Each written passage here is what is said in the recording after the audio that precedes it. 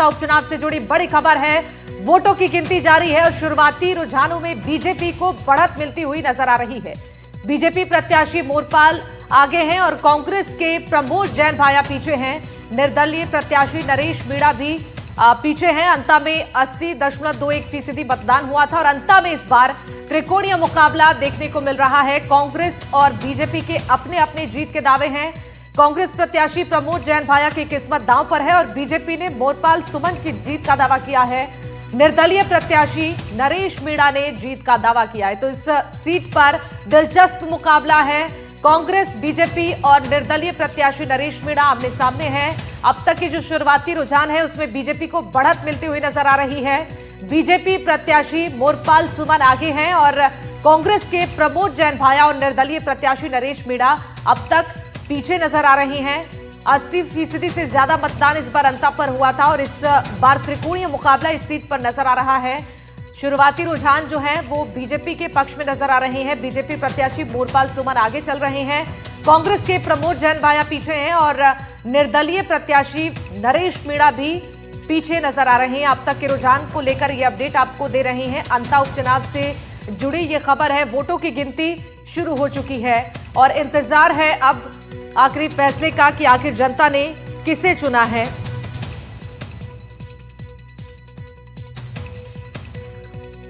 देखिए, लगातार पल पल की अपडेट आप तक पहुंचा रही हैं। किस तरीके से अभी जो रुझान है वो बीजेपी के पक्ष में नजर आ रहे हैं और इससे पहले आपको बता दें कि इस सीट पर जो त्रिकोणीय मुकाबला है वो दिलचस्प होता जा रहा है।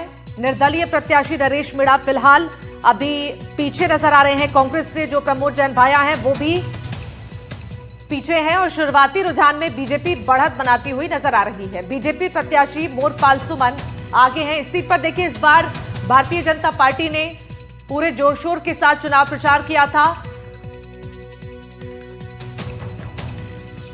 और इस सीट पर जो मुकाबला है वो बेहद दिलचस्प नजर आ रहा है।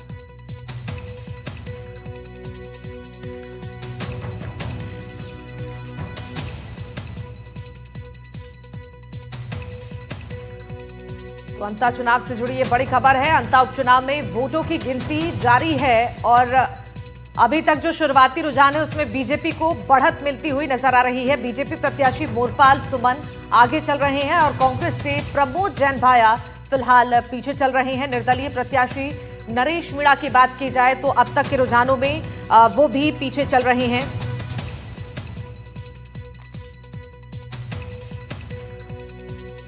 और चलिए, चर्चा के लिए हमारे साथ कुछ खास मेहमान जुड़ रहे हैं। परिचय के साथ चर्चा को आगे बढ़ाते हैं। सारिका चौधरी हमारे साथ हैं, भारतीय जनता पार्टी से प्रवक्ता। बहुत स्वागत है आपका एनडीटीवी राजस्थान पर। और यशवर्धन सिंह भी हैं हमारे साथ, कांग्रेस पार्टी से प्रवक्ता। आपका भी बहुत स्वागत है। हमारे साथ डॉक्टर हेमंत गोयल है, राजनीतिक विश्लेषक।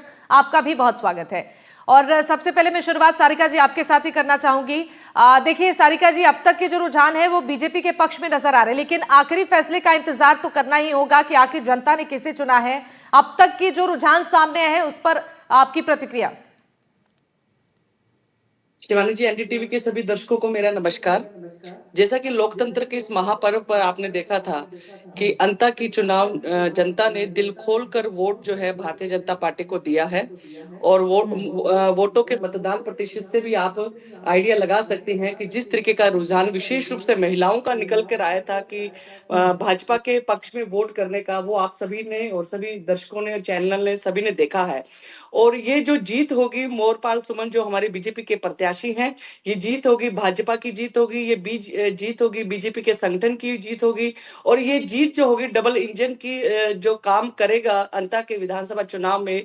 हमारा बीजेपी प्रत्याशी जो जीता हुआ है वो जो है वहां की जनता को उसका लाभ मिलेगा। इस लाभ को देखते हुए अंता की जनता ने जो है वोट जो है बीजेपी के पक्ष में किया है। दूसरा मैं आपको ये भी बताऊंगी शिवानी जी कि 2 साल का जो कार्यकाल रहा है भारतीय जनता पार्टी का और माननीय राजस्थान के मुख्यमंत्री भजनलाल शर्मा जी ने जिस तरीके से विकास की गति और विकास की गंगा बहाने का काम राजस्थान में किया है, जो पिछले काफी 4-5 सालों में नहीं हुआ था, उसको एक धरातल पे लाने का काम किया है। चाहे किसानों के लिए हो, चाहे युवाओं के लिए हो, इंडस्ट्रियल एरिया लगाने के लिए हो, इस तरीके के जो अनेक काम थे वो माननीय भजनलाल जी ने किया और अंता की जो जनता है उन्होंने बेखूबी इस चीज को देखा है कि फ्रेश चेहरा जो है राजस्थान में मुख्यमंत्री के रूप में भजनलाल जी शर्मा आए और एक संगठन में काम करते हुए जिस तरीके के उनको एक कार्यकर्ताओं की नब्ज के बारे में पता है और राजस्थान के हर क्षेत्र में हर वर्ग से जुड़े हुए हैं, भाजपा के एक एक कार्यकर्ता को फेस और बाय नेम से अच्छे तरीके से जानते हैं, उसका लाभ भी अंता चुनाव में मिलेगा।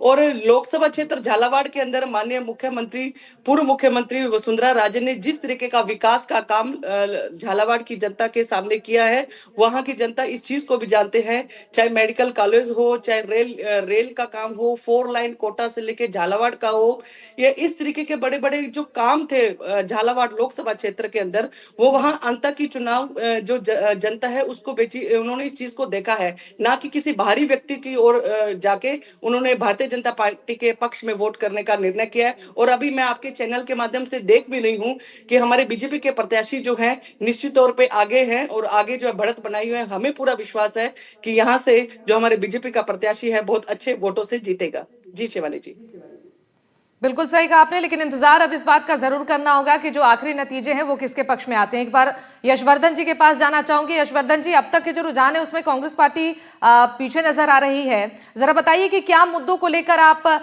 जमीनी स्तर पर पहुंचे थे और यहाँ की जो समस्याएं हैं, अंता की जो जनता है जिन समस्याओं से परेशान है, जो दिक्कतें लंबे समय से चली आ रही हैं, उसको लेकर क्या प्लान बनाया गया था काम करने के लिए?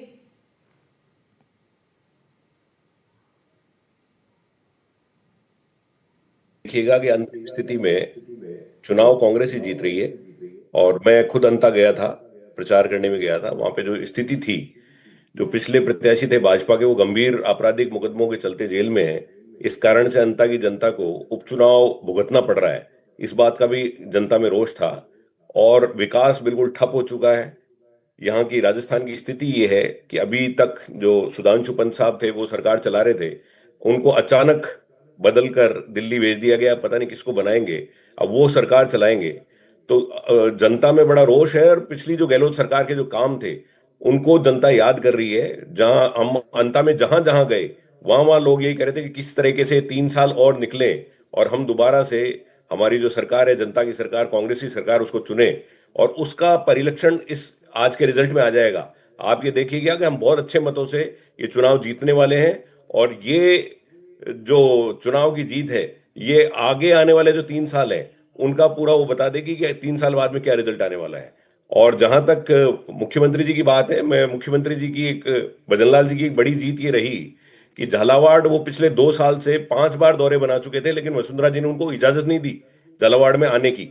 उनको अंता के उपचुनाव के बहाने से वहां पे जाने का मौका मिला। ये उनकी एक बड़ी जीत है, जो कि मैं उनको बधाई देता हूं कि फाइनली वो राजस्थान के झालावाड़ लोकसभा क्षेत्र में वो जा पाए। ये उनके लिए बड़ा शुभ रहा। अब वो ये उपचुनाव तो वो हारेंगे, लेकिन इस बहाने से वो बता पाएंगे कि मैं राजस्थान के हर क्षेत्र में जाने वाला मुख्यमंत्री हूं, मुझे वहां भी इजाजत मिल गई झालावाड़ जाने की भी। ठीक है, एक बार डॉक्टर हेमंत गोयल के पास चलते हैं। हेमंत जी, आपने दोनों पक्षों को सुना और अब तक के जो रुझान हैं उस पर जरा आपकी प्रतिक्रिया मैं जानना चाहूंगी कि किस तरीके से अभी के रुझानों को समझा जाए। देखिए शिवानी, मैं ये कहना चाहता हूं कि अभी तो चूंकि शुरुआती रुझान है, अभी तो कुछ भी कहना जल्दीबाजी होगी। 12 बजे तक पूरा चुनाव डिक्लेयर हो जाएगा। लेकिन अभी जब अंता उपचुनाव में 3 बार के मुख्यमंत्री अशोक गहलोत तो वहां पर प्रचार करने गए, तो उनके वक्तव्य की ओर मैं आपका ध्यान आकर्षित करना चाहता हूं। वो वक्तव्य मैं यहां पर कोट करना चाहता हूं। उन्होंने कहा कि नरेश मीणा जब एसडीओ को थप्पड़ मार सकता है तो ये कुछ भी कर सकता है, इसको पिस्टल का लाइसेंस नहीं मिलना चाहिए। ये उनकी चिंता थी अशोक गहलोत की। और उन्होंने कहा कि मैंने आदिवासी वर्ग के लिए बहुत काम किया है। नरेश मीणा आदिवासी वर्ग को बरगलाने का काम कर रहा है। इसने हमें देवरी ओनियारा में 30 नवंबर पर ला दिया, हमारे प्रत्याशी को हरवा दिया।